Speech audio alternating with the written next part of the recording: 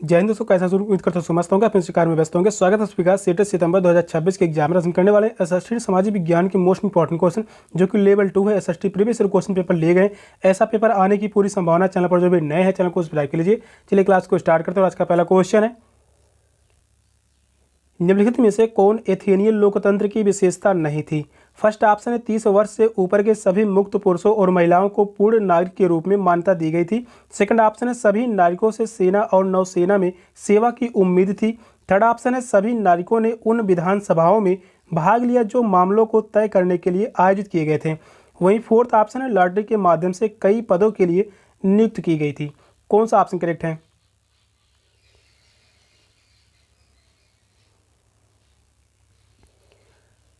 Athenian लोकतंत्र की विशेषता नहीं है। एथेनियन लोकतंत्र की विशेषता नहीं है। 30 वर्ष से ऊपर के सभी मुक्त पुरुषों और महिलाओं को पूर्ण नागरिक के रूप में मान्यता दी गई थी। तो यह बात गलत होगा। सभी नागरिकों से सेना नौसेना में सेवा की उम्मीद थी, यह कथन सही होगा। सभी नागरिकों ने उन विधानसभाओं में भाग लिया जो मामलों को तय करने के लिए आयोजित किए गए थे, यह भी कथन सही होगा। लॉटरी के माध्यम से कई पदों के लिए नियुक्त की गई थी, यह भी कथन सही है।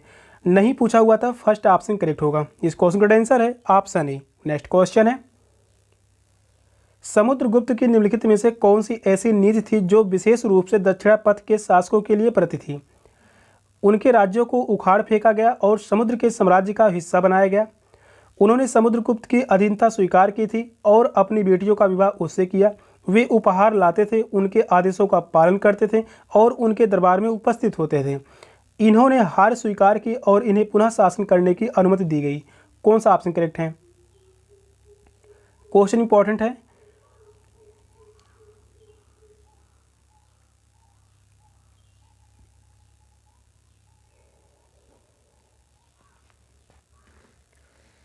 क्वेश्चन कह रहा है, समुद्रगुप्त की निम्नलिखित में से कौन सी ऐसी नीति थी जो विशेष रूप से दक्षिणापथ के शासकों के प्रति थी? इन्होंने हार स्वीकार की और इन्हें पुनः शासन करने की अनुमति दी गई। फोर्थ ऑप्शन करेक्ट है। समुद्रगुप्त की दक्षिणापथ शासकों के लिए एक विशिष्ट नीति थी। युद्ध में हार स्वीकार करने के उपरांत उन्होंने शासकों को पुनः शासन करने की अनुमति प्रदान की गई। फोर्थ ऑप्शन राइट है। नेक्स्ट क्वेश्चन है, निम्नलिखित को सुमेलित कीजिए। कला रूप है, पारिभाषिक शब्द है। वह कला तकनीकी जो वास्तविक दिखने वाली छवियों को बनाने में सक्षम थी। चित्रकला भारतीय परिदृश्य को विचित्र अस्पष्ट भूमि के रूप में दिखाती है। भारत में यूरोपियों की भव्य जीवन शैली, धन और स्थिति को प्रदर्शित करती चित्रकला। ब्रिटिश शाही इतिहास और जीत के दृश्यों को चित्र करती चित्रकला। चित्रात्मक, चित्रांकन, इतिहास चित्रकारी, तैल चित्र। यहाँ पर 4 ऑप्शन दिए गए। इन चारों ऑप्शन में से किस ऑप्शन में सही मिलान किया गया है? क्वेश्चन लंबा है, क्वेश्चन को ध्यान से पढ़िए, बताइए कौन सा ऑप्शन राइट है। मिलान से संबंधित 1 से 2 क्वेश्चन एग्जाम में पूछे जाएंगे।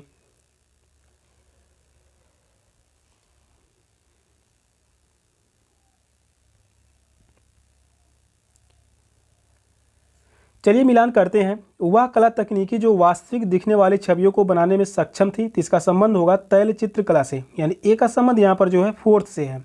ए का संबंध फोर्थ से। दूसरा ऑप्शन, तीसरा ऑप्शन और चौथा ऑप्शन गलत हो गया।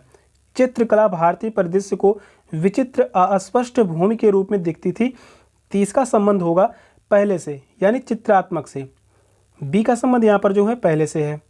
भारत में यूरोपियों की भव्य जीवन शैली, धन और स्थिति को प्रदर्शित करती चित्रकला, जिसका संबंध है चित्रकांकन से, यानी सी का संबंध यहाँ पर जो है दूसरे से है।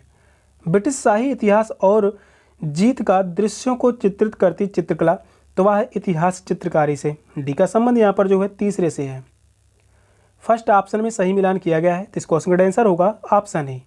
नेक्स्ट क्वेश्चन है, 18वीं शताब्दी के उत्तरार्ध में बॉम्बे, मद्रास और बंगाल के प्रेसिडेंसी निम्नलिखित ईस्ट इंडिया कंपनी के व्यापारिक पदों में से किससे विकसित हुए? सूरत, मद्रास, कलकत्ता, नागपुर, मदुरई, दिल्ली, पुणे, मद्रास, कलकत्ता, सूरत, मदुरई, दिल्ली। कौन सा ऑप्शन राइट है?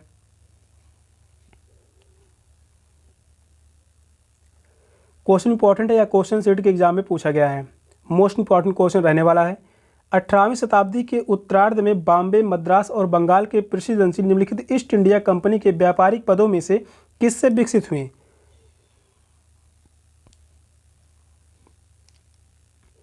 Surat, Madras, Calcutta. First option correct है, सूरत, मद्रास, कलकत्ता। तीन प्रेसिडेंसी बॉम्बे, मद्रास और बंगाल अंग्रेजी ईस्ट इंडिया कंपनी के शुरुआती व्यापारिक पदों से विकसित हुए। तो इस क्वेश्चन का आंसर होगा ऑप्शन ए। नेक्स्ट क्वेश्चन है,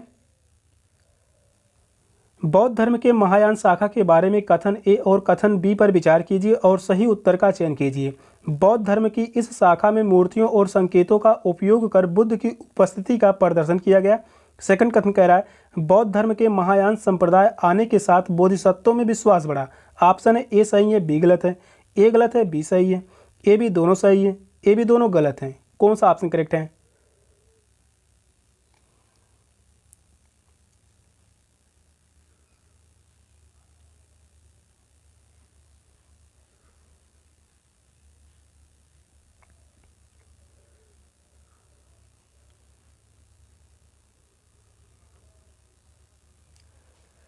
बौद्ध धर्म के महायान शाखा के बारे में यहाँ पर दो कथन दिए गए हैं। इन दोनों कथनों में कौन से कथन सही है? बौद्ध धर्म की इस शाखा में मूर्तियों और संकेतों का उपयोग कर बुद्ध की उपस्थिति का प्रदर्शन किया गया। यह जो है गलत होगा, फर्स्ट कथन गलत है। दूसरा कथन कह रहा है बौद्ध धर्म के महायान संप्रदाय आने के साथ बोधिसत्वों में विश्वास बढ़ा। यह कथन सही होगा। पहला गलत है, दूसरा कथन सही है। तो इस क्वेश्चन का आंसर होगा ऑप्शन बी। कथन ए गलत है क्योंकि महायान में बुद्ध की उपस्थिति मूर्तियों यानी मानव रूप में दिखाई गई है, ना कि संकेतों के साथ मूर्तियों का मिश्रण। हीनयान में पीपल के पेड़ जैसे संकेतों का उपयोग होता था। महायान में मथुरा और तक्षशिला में बुद्ध की मूर्तियां बनी। सेकंड ऑप्शन करेक्ट है। नेक्स्ट क्वेश्चन है, राजस्व की महालवाड़ी और रैयतवाड़ी व्यवस्था के बारे में कथन ए और बी पर विचार कीजिए और सही उत्तर का चयन कीजिए। कथन ए कह रहा है महालवाड़ी को बंगाल प्रेसिडेंसी के उत्तर पश्चिमी प्रांतों के लिए तैयार किया गया तथा जबकि रैयतवाड़ी को दक्षिण में ब्रिटिश क्षेत्रों के लिए तैयार किया गया था। सेकंड कथन कह रहा है महालवाड़ी गांव के मुखिया कंपनी के लिए पूरे गांव का राजस्व इकट्ठा करते और उसका भुगतान किया करते थे। रैयतवाड़ी में काश्तकारों के साथ सीधा समझौता किया जाता था। ऑप्शन है केवल ए दो राजस्व प्रणालियों के बीच अंतर को सही ढंग से समझाता है। दूसरा ऑप्शन है केवल बी दो राजस्व प्रणालियों के बीच अंतर को सही ढंग से समझाता है। थर्ड ऑप्शन कह रहा है ए बी दोनों राजस्व प्रणालियों के बीच अंतर को सही ढंग से समझाते हैं। फोर्थ ऑप्शन ना तो ए ना तो बी दोनों राजस्व प्रणालियों के बीच अंतर को सही ढंग से समझाते हैं। कौन सा ऑप्शन करेक्ट है?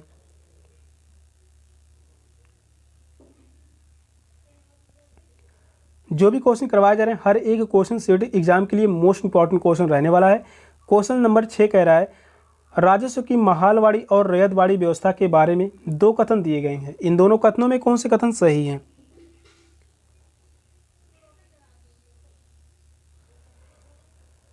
महालवाड़ी को बंगाल प्रेसिडेंसी के उत्तर पश्चिमी प्रांतों के लिए तैयार किया गया जबकि रैयतवाड़ी को दक्षिण में ब्रिटिश क्षेत्रों के लिए तैयार किया गया।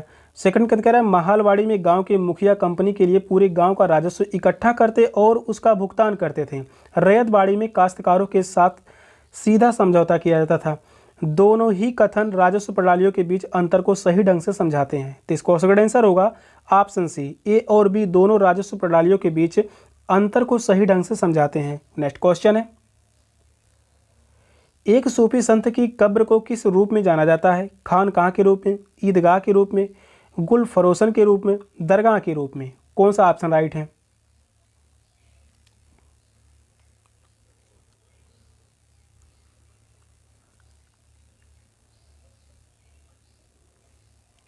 एक सूफी संत की कब्र को किस रूप में जाना जाता है? दरगाह के रूप में। फोर्थ ऑप्शन करेक्ट है, दरगाह के रूप में। एक सूफी संत की कब्र को दरगाह कहा जाता है जो उनकी समाधि पर बना पवित्र स्थल है। खानकाह की बात कर ले, खानकाह किसे कहा जाता है? सूफी संतों का निवास स्थान। सूफी संतों का निवास स्थान को खानकाह कहा जाता है जहाँ वे शिक्षा देते थे। ईदगाह, ईद की नमाज के लिए खुला स्थान, उसे हम ईदगाह कहते हैं। गुल फरोसन, दिल्ली में फूलों का त्यौहार है।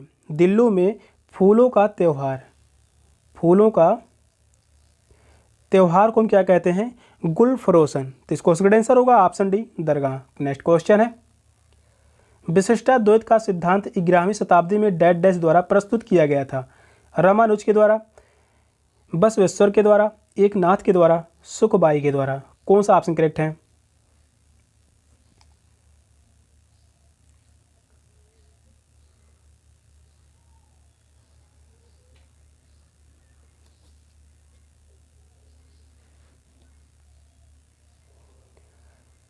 विशिष्टाद्वैत का सिद्धांत 11वीं शताब्दी में डैश डैश द्वारा प्रस्तुत किया गया था।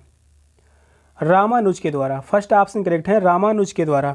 विशिष्टाद्वैत वेदांत की एक शाखा है जो ब्रह्म को सगुण और सशक्त बनाती है, या अद्वैत और द्वैत में बीच का मार्ग है। तो इस क्वेश्चन का आंसर होगा ऑप्शन ए। नेक्स्ट क्वेश्चन है, भारत में 1772 में स्थापित दीवानी अदालत पर कथन ए और बी पर विचार कीजिए और सही उत्तर का चयन कीजिए। कथन ए कह रहा है यह एक आपराधिक अदालत थी। कथन बी है इसकी अध्यक्षता यूरोपीय जिला कलेक्टर द्वारा की गई थी। ऑप्शन है ए सही है, बी गलत है। ए गलत है, बी सही है, ए बी दोनों सही है, ए बी दोनों गलत हैं। कौन सा ऑप्शन राइट है?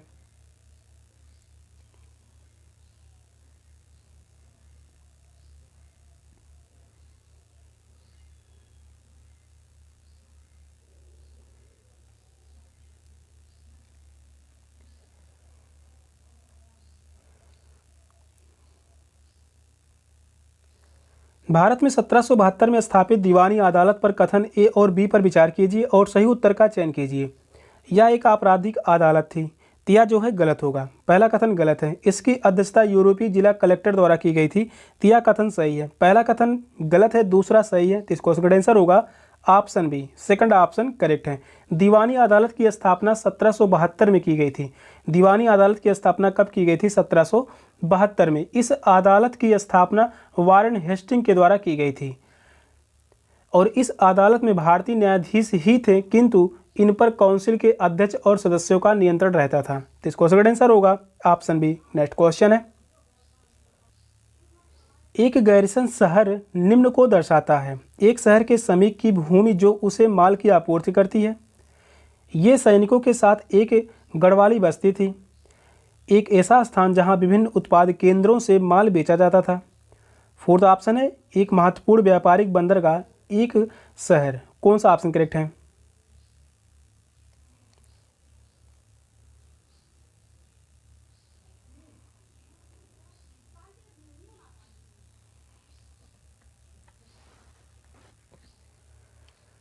एक गैरिसन शहर निम्न को दर्शाता है। ये सैनिकों के साथ एक गढ़वाली बस्ती थी। सेकंड ऑप्शन करेक्ट है, ये सैनिकों के साथ एक गढ़वाली बस्ती थी। इन्हें छावनी नगर भी कहा जाता है। गैरिसन नगर को इसे छावनी नगर भी कहा जाता है। छावनी नगर। अंबाला, जालंधर, महू और उधमपुर ये सभी क्या है? गैरिसन नगर यानी छावनी है। तो इसको आंसर होगा ऑप्शन बी। नेक्स्ट क्वेश्चन है, अभिकथन ए कह रहा है भारत में जब शाम के 7:30 बजे का समय होगा तब लंदन में दोपहर के 2 बजे का समय होगा। कारण आर है भारत 82 अंश पूर्व पर ग्रीनविच में। अभिकथन ए कह रहा है भारत में जब शाम के 7:30 बजे का समय होगा तब लंदन में दोपहर के 2 बजे का समय होगा। कारण आर है भारत 82 अंश पूर्व पर ग्रीनविच के पूर्व में स्थित है। दिए गए विकल्पों में से सही विकल्प का चयन कीजिए। ए सही है लेकिन आर गलत है। ए गलत है लेकिन आर सही है। ए और आर दोनों सही हैं, आर ए की सही व्याख्या है। ए और आर दोनों सही हैं लेकिन आर ए की सही व्याख्या नहीं है। कौन सा ऑप्शन राइट है? मोस्ट इंपॉर्टेंट क्वेश्चन है, जियोग्राफी से क्वेश्चन है। लगभग 15 से 18 क्वेश्चन तक एग्जाम में पूछे जाएंगे। बहुत ही आसान क्वेश्चन होते हैं। अभिकथन ए कह रहा है भारत में जब शाम के 7:30 बजे का समय होगा तब लंदन में दोपहर के 2 बजे का समय होगा। यहाँ पर 7:30 बजे का समय ज्ञात कर लेते हैं। लंदन को ज्ञात करना 2 बजे का समय, 5.5 घंटे क्या करेंगे हम? घटा देंगे। 5.5 घंटे घटाने पर यहाँ पर 0 0 प्राप्त होगा और यहाँ पर 7 में से 5 जाएगा तो यहाँ पर 2, यानी 2 बजे का समय प्राप्त होगा। सही बात है, अभिकथन ए सही है। कार्ड आर कह रहा है भारत 82 अंश पूर्व पर ग्रीनविच के पूर्व में स्थित है। तो भारत जो है यह ग्रीनविच के पूर्व में स्थित है। यह जो है ग्रीनविच रेखा है और भारत की स्थिति यहाँ पर है जो कि पूर्व में स्थित है। तो यह भी कथन सही है। थर्ड ऑप्शन करेक्ट होगा। ए और आर दोनों सही हैं। आर ए की सही व्याख्या करता है। इस क्वेश्चन का आंसर है ऑप्शन सी। इस क्वेश्चन को मैप के माध्यम से समझते हैं, फिर क्वेश्चन को याद करने की जरूरत नहीं पड़ेगी। यहाँ पर देखिए 82 अंश ईस्ट यानी पूर्व देशांतर रेखा दी गई है जो कि उत्तर प्रदेश के मिर्ज़ापुर के जिले से गुजरती है। बात कर लें 5 राज्यों से यह ग्रीनविच रेखा गुजरती है। पहला होगा उत्तर प्रदेश, दूसरा है मध्य प्रदेश, तीसरा है आंध्र प्रदेश, चौथा है छत्तीसगढ़ और वहीं 5वां राज्य होगा उड़ीसा। तो इन 5 राज्यों से होकर गुजरती है। नेक्स्ट क्वेश्चन है, समय क्षेत्र पर ABC कथनों पर विचार कीजिए और सही उत्तर का चयन कीजिए। कथन ए है कुछ देशों में बड़ी देशांतर सीमा है और इसलिए उन्होंने एक से अधिक मानक समय को अपनाया। सेकंड कथन है पृथ्वी को प्रत्येक 1 घंटे के 24 समय क्षेत्रों में विभाजित किया गया है। थर्ड कथन कह रहा है प्रत्येक समय क्षेत्र 15 अंश देशांतर को शामिल करता है। ए बी सही है, सी गलत है। ए सी सही है, बी गलत है। बी सी सही है, ए गलत है। ए बी सी सभी सही हैं। कौन सा ऑप्शन राइट है?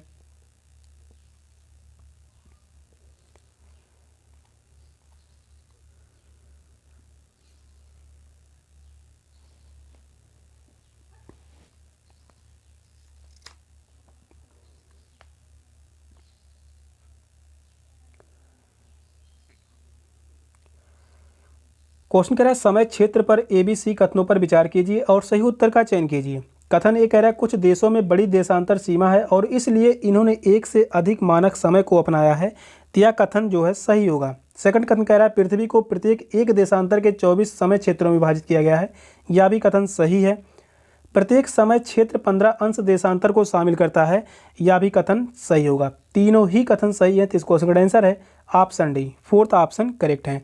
पृथ्वी को 24 समय क्षेत्रों में बांटा गया है जिनमें से प्रत्येक 15 अंश देशांतर के कवर करता है और बड़े देश एक से अधिक मानक समय अपनाते हैं। नेक्स्ट क्वेश्चन है पृथ्वी की सतह से शुरू होने वाले वातावरण की परतों की सही व्यवस्था को चुनिए। समताप मंडल, मध्य मंडल, ताप मंडल, बहिर्मंडल, क्षोभ मंडल। क्षोभ मंडल, समताप मंडल, मध्य मंडल, ताप मंडल, बहिर्मंडल। थर्ड ऑप्शन है बहिर्मंडल, समताप मंडल, मध्य मंडल, क्षोभ मंडल, ताप मंडल। वहीं फोर्थ ऑप्शन कह रहा है मध्य मंडल, क्षोभ मंडल, बहिर्मंडल, समताप मंडल, ताप मंडल। कौन सा ऑप्शन राइट है? यह क्वेश्चन काफ़ी बार सेट के एग्जाम में पूछा गया है। क्वेश्चन को याद रखिए।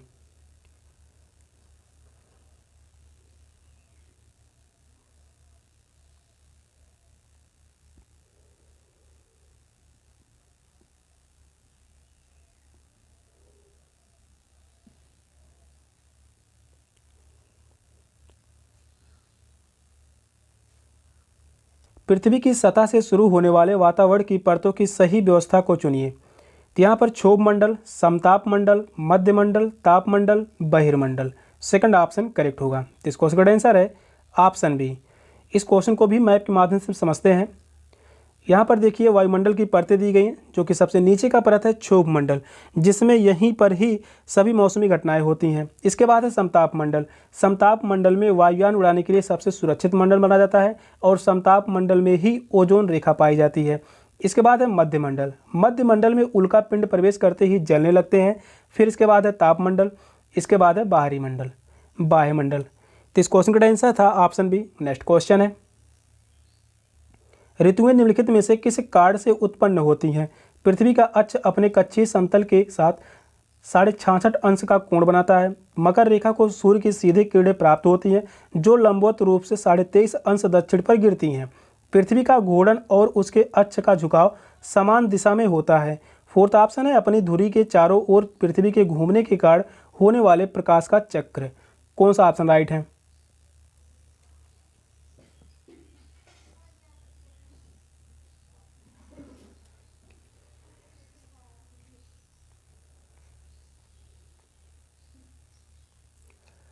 क्वेश्चन कह रहा है ऋतुएं निम्नलिखित में से किस कार्ड से उत्पन्न होती हैं? पृथ्वी का घूर्णन और उसके अक्ष का झुकाव समान दिशा में होता है। थर्ड ऑप्शन करेक्ट है। ऋतुएं का मुख्य कार्ड पृथ्वी के अक्ष का झुकाव और सूर्य के चारों ओर उसकी परिक्रमा है।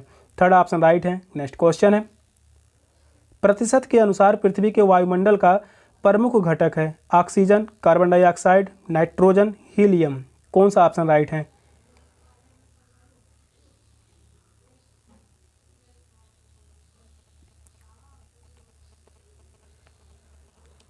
क्वेश्चन नंबर 15 कह रहा है प्रतिशत के अनुसार पृथ्वी के वायुमंडल का प्रमुख घटक है तो वह है नाइट्रोजन। थर्ड ऑप्शन करेक्ट है। नाइट्रोजन वायुमंडल में लगभग 78% पाया जाता है और ऑक्सीजन की बात कर लें यह जो है लगभग 21% पाया जाता है।